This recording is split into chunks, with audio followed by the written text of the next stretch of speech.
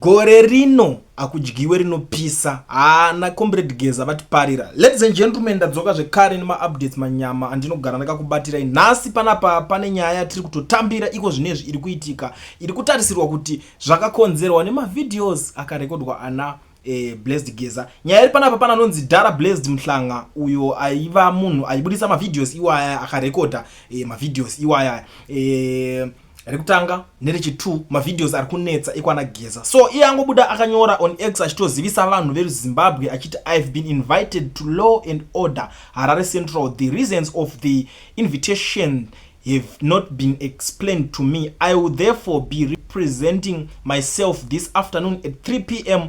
with my lawyers. Ari kutozivisa vanhu kuti regedzai ndimhanye ipapo ndiende nema lawyers angu tichinonzwisana kuti chingava chiri kumboitika. Muchidimbu tiri kungoti vanhu ava vari kupanika because chinhu chiri kunetsa pazvinhu izvi ndechekuti polisi haifanirwe kupindira nyaya dzevanhu nenyaya dzeZANU PF. ZANU PF ngaipedzerane nevanhu bosi. ZANU PF government ndo iri kutonga vanhu matongero ayo. Polisi inofanira kuva independent yodedzera kuti kana dziri nyaya dzenyu dzematongerwo enyika dzekuda kuzoshaudhana muchida kubvisana, pedzeranai. Isusu tinongomirira vanhu vanenge vapara mhosva, kwete kuti polisi ndo inenge iri pakati ichirefura ikarefura vati iwo takutokupa yellow card chimbobuda chimboda iso takukupa warning red card chimbochibva ipapo vamwe vachingoramba vachiita zvavari kuita. Nyaya iyi haisiyo yega iri kunyatsoitika. That's why ndiri kuti vanhu ava vari kupanika, vari into a panic mode. Pane imwe nyaya yakaitika panapa, legedze tange tataura zviri kuitika. Panapa pari kunzi the ZANU PF Mashonaland West Province leadership led by Politburo member comrade Ziyambi and multitude of party supporters have met at North Court Mount Habden to discuss among other issues strategies towards implementing the resolutions passed at the National People's Conference in Bulawayo. Resolution here ndeye 2030 resolution iri papa iyo vatongana vanhu group revanhu rakazara. Anditi group rakazara kudaro. Pane imwe yakaitika nyaya panapa yema youth, kana makanzwa nyaya chinzi ma youth task force vaya vakabuda vakayedawo kuitawo yavo gathering. Muda kuti munyatsonzwisa polisi paidi kushandiswa chapo patiri kuona kuti polisi apa inenge iri kunyatsoshandiswa kuitiswa zvinhu zvemusangano zvekupindira nyaya dzevanhu, which is very bad. Pakaitwa ma youth task force yekubuda chiti 2030 taramba chinchi those guys vakabuda vakapuwa yavo tsamba panapa chinzi zvoni this office acknowledges the receipt of your notification dated 29 January 2025 on the above subject. Please be advised that your notification does not meet requirements stipulated in the Maintenance of Peace and Order Act Chapter 11 23. Hence, it was not sanctioned by the regulatory authority. May you comply with the law. Be guided accordingly. Vatorambidzwa kutonzi isusu hatida kuapprove yo gathering yenyu yamuda kuita, but ma gatherings eZANU PF ari kuitwa. Chii chakadaro ana James Mtimba vakangonzi vatosungwa makamuchita gathering iri chichi vanhu vanenge vazama okay guys toda kuita chakati chedu vozivisa. Polisi haifanirwi kunge chiti kana uri iwewe because uri wekuZANU iwe uri opposition hausi kufanira kunge uchiita.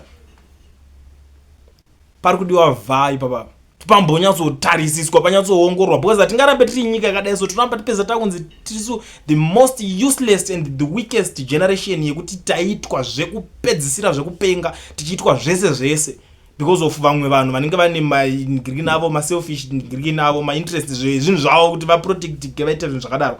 Atidi zvinhu zvakadaro guys. These guys ndosaka ndataura kuti vari in a panic mode yekuti havasi kuda kunzwa kana kuti chichi ani azodii ani wekuita sei, havasi kuda kuinzwa nyaya iyoyo. Panyaya iyoyo Job Scala ari kutokomendo achitaura pamusoro penyaya iyoyo ari kuti zvoni they summoned him to Law and Order section of our police. Some of us who have experience with them already know what they are seeking from him. They are predictable. These guys go there without fear. Dara, they will seek to know how genuine are these videos covering the war veterans pressers. Blessed Geza and company are and try to hunt for a criminal charge either against both Blessed or authenticate those videos as the correct record of what transpired. This Men is our transparent and unbiased journalist. He reports as it is. We stand by you Dara. Ndo mashoko ari kubva nekuna job scala because ongadedzera onzo wangonikina kamera kai wangobudisa nyaya iri kuitika osiriwe journalist anobudisa zvese chero pari kurova navanhu apa as long as hapana chinhu zvazvirambidzwa kuti ndatora munhu anga achitaura kuti zvoni ZANU PF ngaibve ngabve zvine basa rechi ngorekodha utokanda wovaratidza ndo zviri kuitika ndo zviri kutaurwa nemunhu ndo journalism yacho kamuda kuti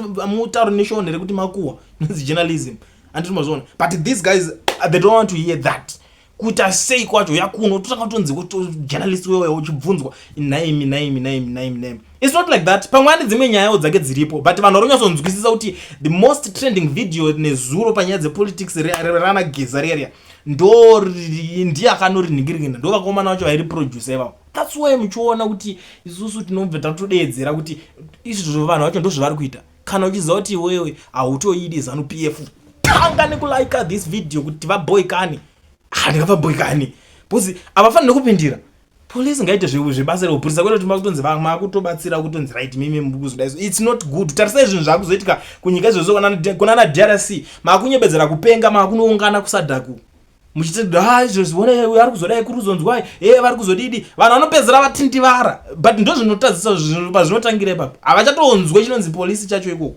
vakutongoti kuita sei kwacho.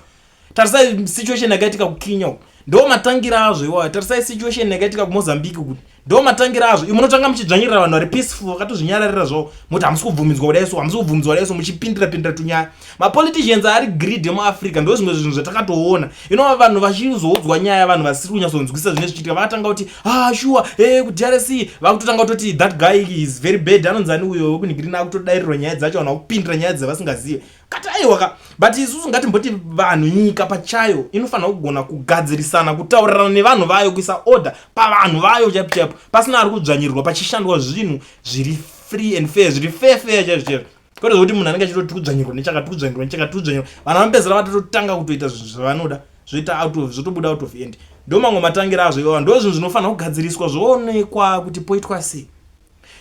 Muri Zimbabwe ndo current situation ezvinhu zviri kuitika saka ndingoti gaga faster Geza itimbomhanya ndimbonoona kuti muhlanga wachazonzi kudii because ati ndichazo obvious utotora type na muhlanga kunowabvunza zvisina basa vanozouya vachitaura futi kuti vandibvunza zvakati zvese because journalist munhu wemakuhwa ukatomubvunza kuti saka mazodai hapana chinomutadzisa because ndo zvaunongomubvunza ende vanotaura mafacts vanodhila nezvinhu zvinenge zviri paground vanga muchitaura zvakandanzi zvakati zvotopera zvakadaro.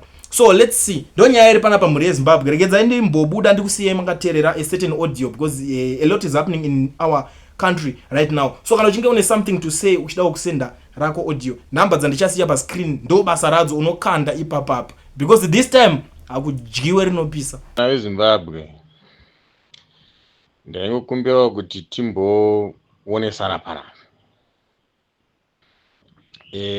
nyaya iri kutaurwa nemacomrades zvikuru sei comrade Blessed Geza yakanaka chose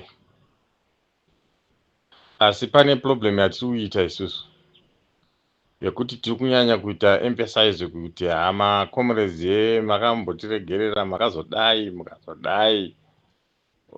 tinoziziva tose kuti haiwa macomrades wakakanganisa chose pane zvavaisimboita nguva yaMugabe vachidefenda zvinhu zvisina kunaka zviri evil zvakadaro izvozvo.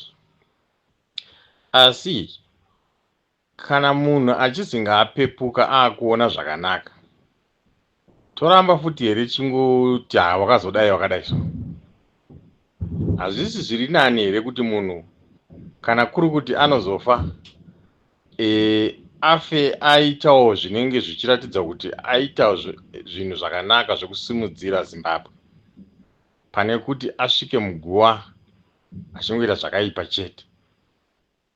Saka ngatisapotei zviri kutaurwa naComrade Blessed Geza nekuti mukanatsotarisa nyaya iri kuitika panapa ndeyekuti Zimbabwe iyi kai yakepchuka zvakatooma zvekuti kuti pazoita vamwe vanhuwo zvavo vangangobvawo somewhere kuti hanzi vangatinunura handione zvakanga zvichiita.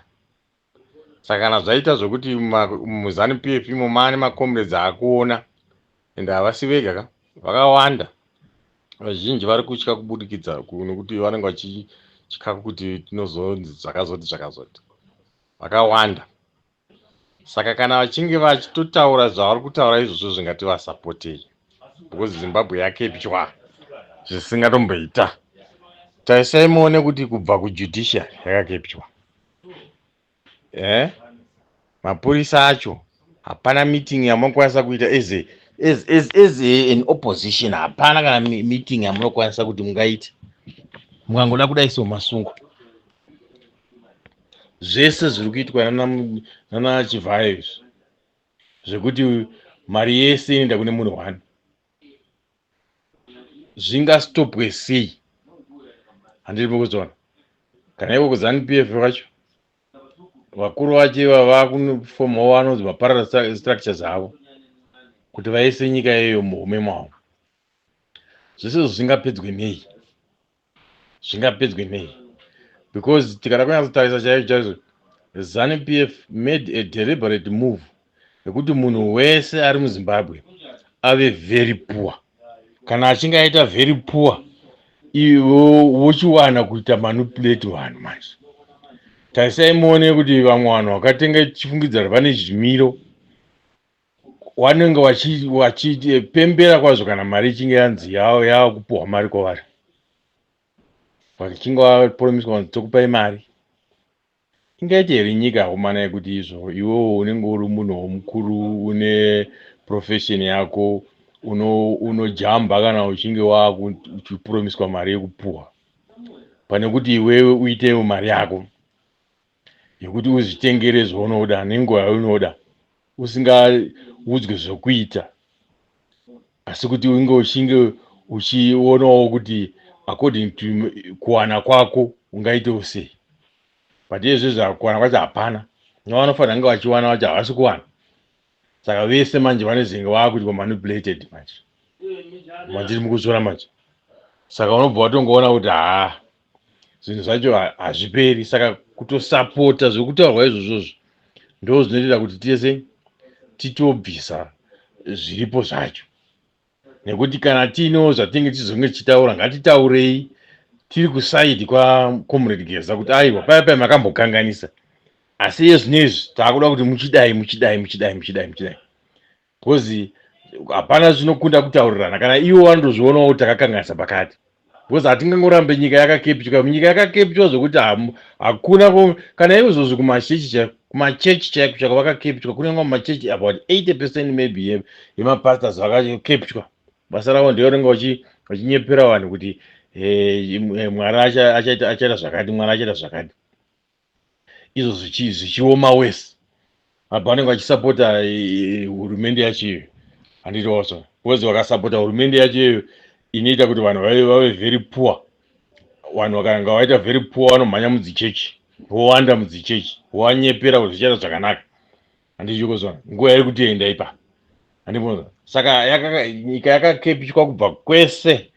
Handiri kuzona. Kana muchida kuti zvinhu zvacho zvizoramba zvakadaro so, regai kusapota zvokutaurwa naComrade Geza. Ngatiumbiridzei pane zviri kutaurwa naComrade Geza kuitira kuti pave nechinobuda